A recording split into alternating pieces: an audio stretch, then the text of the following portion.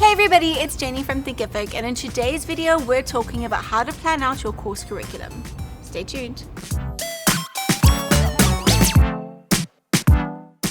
Welcome back to our channel and our online course series where we teach you everything you need to know to launch your online empire.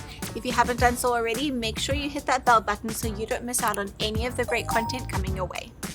When mapping out your online course curriculum, the best place to begin is, ironically, at the end. Start by thinking about the end goal of your course, what you want your students to learn, and then think about all the milestones they need to reach that goal.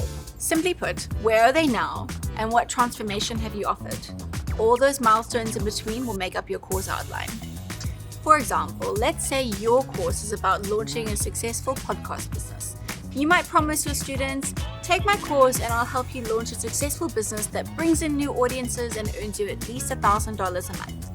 But how are you going to get them there? Start with your end goal and work backwards step by step with every milestone it will take to get your students from A to Z. You might find it tempting to gloss over things that seem too easy for you. Don't exclude those things. Really try to put yourself in your audience's shoes. Those things that you find easy now might be the very thing your audience is struggling with. Once you've got your initial list of milestones, start grouping them together into similar themes or categories to make up the sections or modules for your course. Continuing on our podcast example, your course modules might look something like this.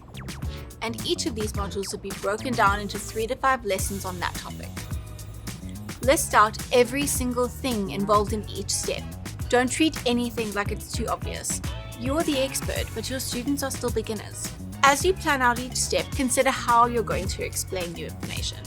Sometimes a straightforward explanation is enough using text or video, but other times you should rather show something instead of explain it. So you might choose to use something like an infographic or a slide deck with bullet points, or even a talking head video where you sit and physically walk your audience through whatever skill you're trying to teach them. In all likelihood, your course is going to be a mix of different content types so you can deliver the most dynamic educational experience possible. One more thing to avoid, resist the temptation to put everything you know about a topic into that one course. It'll take you ages to build and your students might not even finish it. Remember, your course is a shortcut. Don't overwhelm your students by brain dumping everything you've ever learned about that topic. If it's complex enough that you need more space in your course, consider doing an advanced version or splitting it into a second course.